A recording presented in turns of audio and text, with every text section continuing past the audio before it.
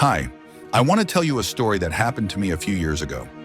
Once I decided to increase my criminal rating in GTA San Andreas, and for this I flew to a cargo ship to attack police helicopters from it and earn points in the statistics.